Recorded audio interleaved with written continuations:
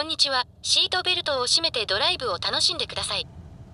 今日は死なない方がいいだろう。I'm touching myself. Is that an R34 Skyline? I'm going to bust in the middle of Love Park in front of the tourists. It's an R34 Skyline. I'm using a classic super soaker to blast half and half back into my balls so I can give your mother a bacterial infection. It's an R34 Skyline. But now I see I was looking at the car from the front. And now I see 4 doors and the letters GT on the rear instead of GT-R.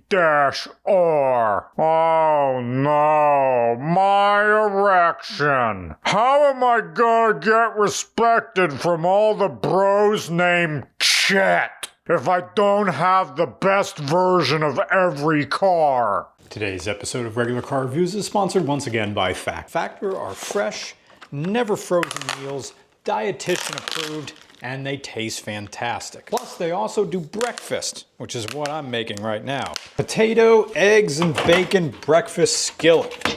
Because I got stuff to do today. They are ready in 2 minutes. I tend to put the regular meals in for 3 minutes, but with the breakfast meals, you want to put them in for just 2. They also have plenty of vegetarian, vegan options, as well as keto-friendly, protein plus, and gourmet meals. They even found out a way to make filet mignon taste good coming out of the microwave. Plus, we have a good offer for you.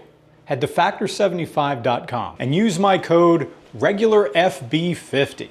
That gets you 50% off your first box and free breakfast for a year. How cool is that? Offer only good for new customers. My food's almost done. I hope Factor doesn't mind that I'm putting hot sauce on my eggs because I'm at the point in my life where my eggs need hot sauce. Oh, that's better. It's so good. I love Factor meals and I think you'll like them too. And if you're on the fence, just give them a try. Head to factor75.com and use my code, REGULARFB50. That gets you 50% off your first box and free breakfast for a year. They're convenient. They're delicious. Speaking of satisfying, let's go back to the Skyline. You know, it's the red peppers that really sell this. Here's the deal. The manual transmission, naturally aspirated RB25 R32 Skyline is fun, affordable, useful, decently quick, and it's unique without the big JDM price tag. Gladly. Okay, yeah, right about there a turbo would be kicking in. Yep. There you go. There's 60. You're clear? 5 speed? 5 speed. 5 speed? Yep. Great. Good. The R32 is Nissan at its peak. The RB engine and this body goes together like Macho Man and Hulk Hogan shaking hands. Even without a turbo, the RB engine is still a performance machine, pushing this sedan through the air with the eagerness of a child running home after the last day of school and the beginning of summer vacation. The steering is sharp and responsive, completely intuitive, without being overbearing. And by that I mean, you know how Miatas get when you put coilovers on them and then a tiny steering wheel, and the neutral or dead spot is gone from the center of steering, and you have to keep correcting the car because it feels like it's looking for apexes on a straight road? Yeah, the Skyline doesn't have that. Nissan Skyline, the people's M3. Nissan used to be BMW for people whose retirement plan was to keep working. But something changed somewhere in the late 2000s or maybe even in the 2010s. You see, Nissan is still an everyman company in the sense that they still pump out affordable options. But they don't really serve the driver like they used to. In the Venn diagram of the cars that are affordable, the cars that are good, and the cars that are visually appealing, it's basically just 3 separate piss puddles that never touch, much much less form a single pool. I mean, is there any car company in modern history who has had more auto piss performed on them while still alive?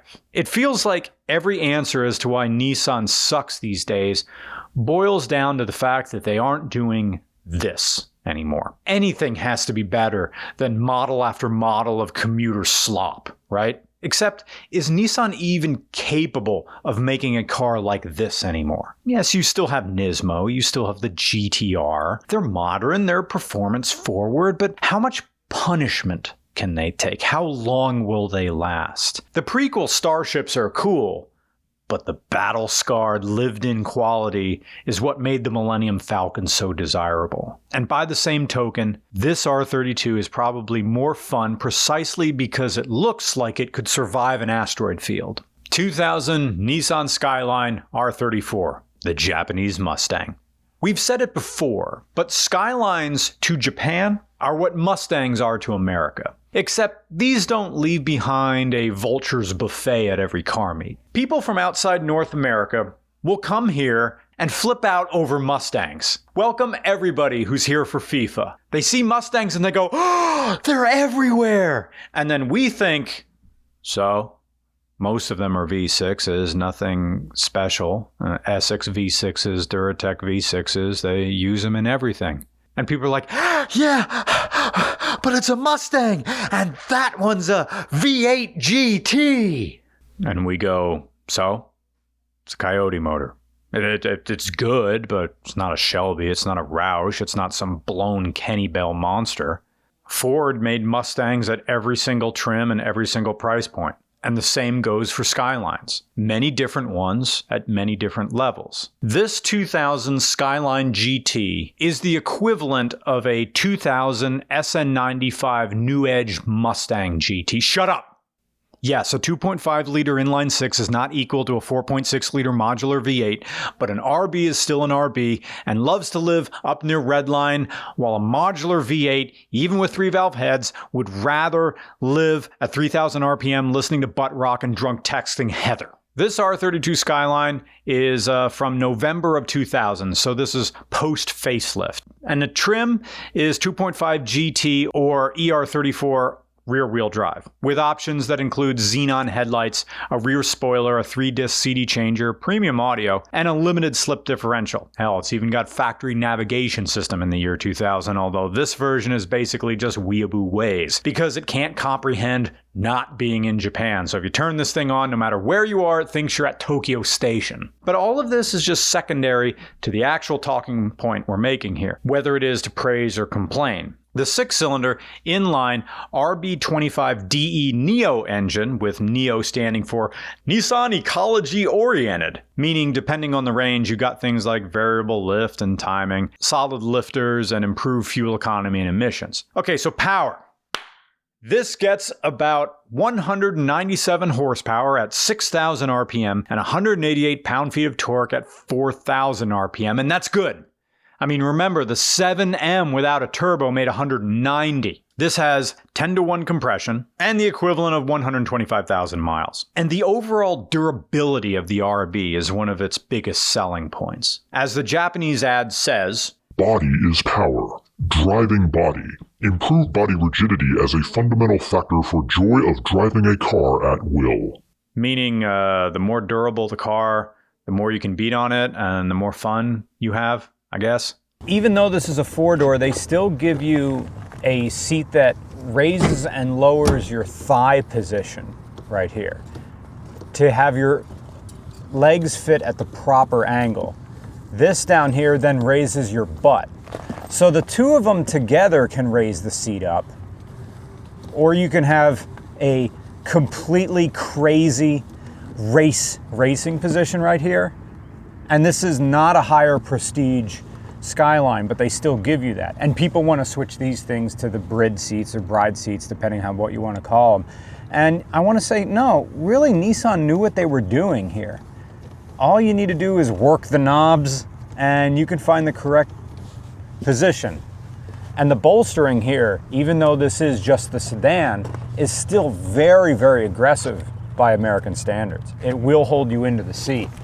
And back here, in the rear, you do have a seat belt for the third position, but they didn't continue the bench seat across. They kept the bolstering here. So whoever gets stuck right in the middle, they're gonna be sitting upright with their, look at my head. I need this extra inch. This is a silly design. You literally, I apologize to the smallest person of your friend group.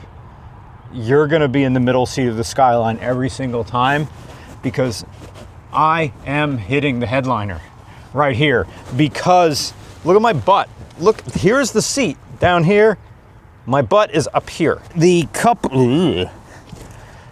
holder falls right through. It is a cup holder, as Nick would say in the nominal sense. It's two squares separated by a thin piece of plastic. This at best, I mean, you gotta hope your friends just drink juice boxes, to be honest with you. They give you a cigarette lighter back here, a ashtray back here, but they don't give you a cigarette lighter in the back. I half expected to see one. I'm just noticing now that everything is tilted toward the driver, including the ashtray. The ashtray, the stereo, everything. It's not as exaggerated as a Supra or an NSX, obviously, but it's still that quintessential 90s driver-centric. And this is like premium, the late 90s, where you have compact discs and tape deck at the same time, but the tape deck, we're up to Dolby Digital now. Yes. And even though I love the 80s designs where everything was silver, according to Tecmo, late 90s was the absolute peak for tape deck technology. Because they realized they had to make these things sound as good as a CD. And then there's that whole great video by Tecmo where he talks about, no, if you have the right equipment, a tape cassette can sound almost as good as a CD. Is it broken? Nope, it's not broken. That is how it cycles through. It has the three. Oh, it takes the CDs out of the little cartridge and loads them into there. Wait, before you put that in there, what's the English there? What's that say? 3 compact disc auto changer. Oh, in just an old script font. That doesn't match any other font anywhere else in the car. Believe it or not, the head unit and the Oh shit, that's an Alpine head unit. That's kick-ass. They both have the time for whatever reason. They have 2 clocks. For her part, Maddie sought out a high mileage model that was well maintained and regularly driven, and wanted a GT model, meaning the non-turbo sedan, with the 2.5 liter and rear-wheel drive, and of course manual transmission. And what she got was a rewarding car that makes you earn the fun. As she explained to us, she had a source of battery from a 2010 Prius that fits in here, and an air filter from a 300ZX that also fits. As for oil, takes 10W40, and for gas, you can get away with 91 octane in this. You don't have to put the 93 octane that the turbo variants really want. Okay, what I want you to understand is how quiet the NA Nissan Skyline is without the turbo. When it revs, it just sounds like a space heater. Like when it's idling, it hardly sounds like anything. So I'm gonna take the mic and I'm gonna put it on the engine itself.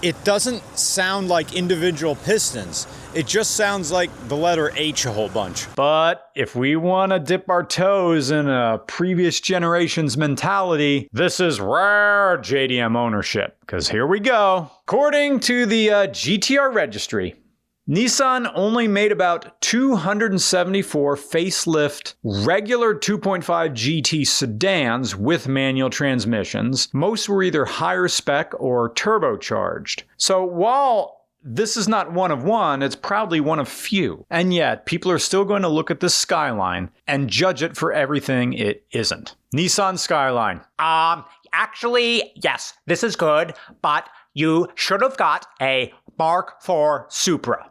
Can everybody else just shut up about the Mark IV Supra? You're never going to get one, and you don't even want one because you don't want the responsibility that comes with owning a Supra. You just want validation so you don't have to pay Instagram models for dick ratings. The Mark IV Supra is always going to be desirable. It's always going to be legendary. But the elephant in the room that no one wants to address right now in 2026 is that the R34 has anti-Supra status because it's not only more attainable, it's managed to become more desirable of all the JDM cars. I'm really talking about the GTR, but with a catch. People want the quote-unquote real one, which means the R34 GTR with the twin turbo, and to a lesser extent the GTS-T. And it's easy to see why. The R34 cannot be refused. You see these taillights, the quad circles, and then you notice that they're different sizes. Yeah,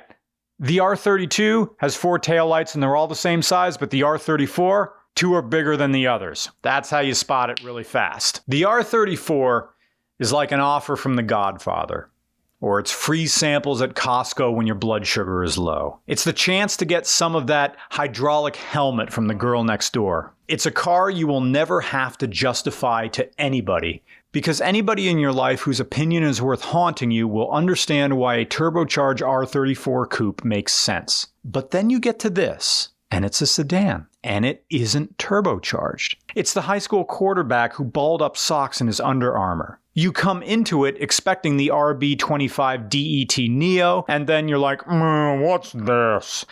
But then you drive it, and you go, what's this? This is fun. It's still exciting. I'm driving a Skyline and I'm having fun. People who look down their noses at the R34 sedan carry the same energy as the factory setting disappointment of a sports dad, acting like his dreams have anything to do with the worthiness of the one who's failing to achieve them on his behalf. Anything a parent doesn't like about their child is probably their fault. And the same is sometimes true of cars. Okay, so it isn't the RB25DET or the RB25DETT, that's a twin turbo, that's a GTR engine. It's not those things. But it's not like Nissan phoned this car in. This is the automotive equivalent of gas station uppers washed down with bus station coffee. It's the pick-me-up that creates unsustainable euphoria. Because you're whipping around in this car as if you're in one of those racing arcade cabinets.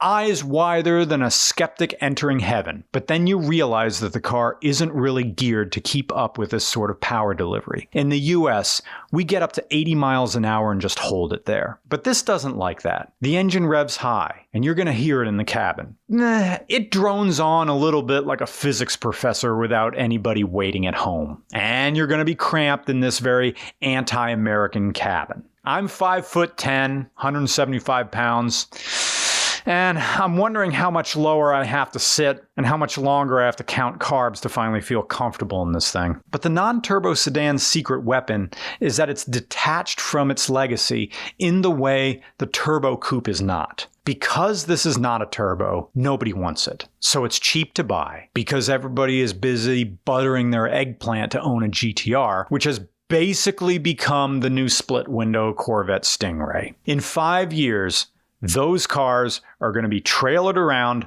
to every car show in the Tri-County area by people who just noticed their first gray hair in the morning. The R34 GTR is going to become the official car of the new boomer. Because boomer is a generation, but it's also a mindset.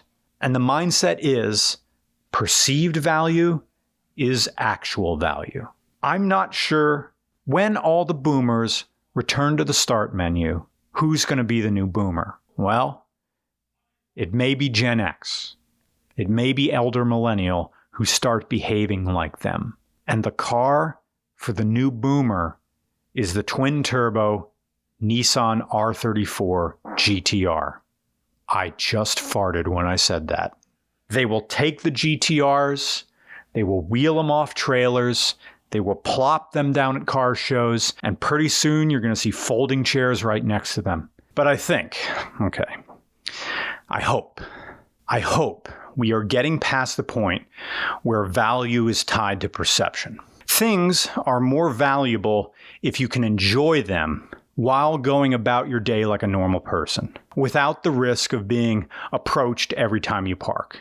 Because it can sometimes feel impossible to participate in the world without being observed. As if, at any moment, we might become the subject of a social media post just by being out in the world, and we won't get any say in it. You can be anonymous one day and then say the wrong thing in front of the wrong person and become the main character of the internet the next day. There's no sense that the things that we have or the daily life we experience can ever be solely ours. It's always for the observation and comment of others, whether we want it to be or not. You get an R34 coupe, people will assume you want to be noticed. You want to be congratulated and fussed over. But I don't get that sense from the sedan, in spite of or maybe because of its performance, which is adequate but not outrageous. It feels like it's more for the owner than it is for the world.